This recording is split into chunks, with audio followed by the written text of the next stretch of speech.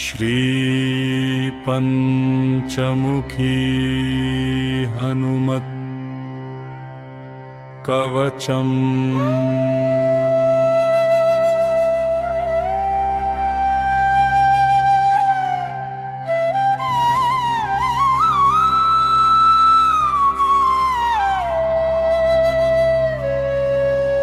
श्रीगणेशाय नमः।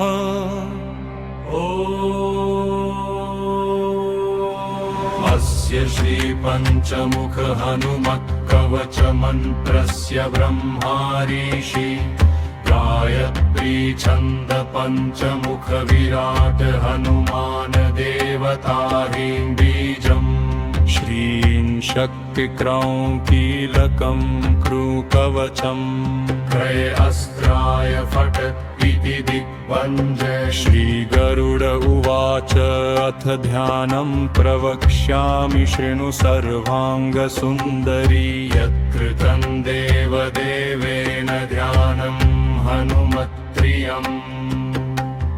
पञ्चवक्त्रं महाभीमं त्रिपञ्चनयनैर्युतम्। बाहुभिर्दशभिर्युक्तं सर्वकामार्थसिद्धिदम्। पूर्वं तु वानरं वक्त्रं कोटिसूर्यसम्प्रभम्। दंष्ट्राकरालवदनं भ्रुकुटीकुटिलेक्षणम्। अस्यैव दक्षिणं वक्त्रं नारसिंहं महाद्भुतम्। अत्युग्रतेजो वपुषं भीषणं भयनाशनम्। पश्चिमं गारुडं वक्त्रं वक्रतुण्डं महाबलम्। सर्वनागप्रशमनं विषभूतादिकृन्तनम्। उत्तरं सौकरं वक्त्रं कृष्णं दीप्तं नभोपमम्। पातालसिंहवेतालज्वररोगादिकृन्तनम्। ऊर्ध्वं हयाननं घोरं दानवान्तकरं परम्। येन वक्त्रेण विप्रेन्द्रतारकाख्यं महासुरम्।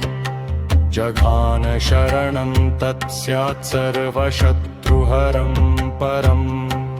ध्यात्वा पञ्चमुखं रुद्रं हनुमन्तं दयानिधिम्। खड्गं त्रिशूलं खट्वाङ्गं पाशमं कुशपर्वतम्। मुष्टिं कौमोदकीं वृक्षं धारयन्तं कमण्डलुम्। भिन्दिपालं ज्ञानमुद्रां दशभिर्मुनिपुङ्गवम्। हेतन्यायुधजालानि धारयन्तं भजाम्यहम्। प्रेतासनोपविष्टं तं सर्वाभरणभूषितम्। माल्यमाल्याम्बरधरं मृदुयगन्धानुलेपनम्।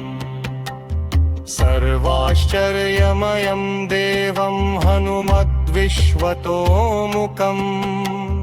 पञ्चास्यमच्युतमनेकविचित्रवर्णम्। वक्त्रं शशाङ्कशिप्रं कपिराजवर्यम्। पीताम्बरादिमुकुटैरुपशोभिताङ्गं पिङ्गाक्षमाद्यमनिशं मनसा स्मरामि। मर्कटेशं महोत्साहं सर्वशत्रुहरं परम्। शत्रुं संहर मां रक्ष श्रीमन्नापदमुद्धर। ॐ हरिमर्कटमर्कटमन्त्रमिदं परिलिपिक्यति लिख्यति वामतले। यदि नश्यति नश्यति शत्रुकुलं यदि मुञ्चति मुञ्चति वामलता। ॐ हरिमर्ककाय स्वाहा। ॐ नमो भगवते पञ्चवदनाय पूर्वकपिमुखाय सकलशत्रुसंहारकाय स्वाहा। ॐ नमो भगवते पञ्चवदनाय दक्षिणमुखाय करालवदनाय नरसिंहाय सकलभूतप्रमथनाय स्वाहा। ॐ नमो भगवते पञ्चवदनाय पश्चिममुखाय गरुडाननाय सकलविषिहराय स्वाहा। ॐ नमो भगवते पञ्चवदनाय उत्तरमुखाय आदिवराहाय सकलसम्पत्कराय स्वाहा। ॐ श्रीपञ्चमुख हनुमन्ताय अञ्जनेयाय नमो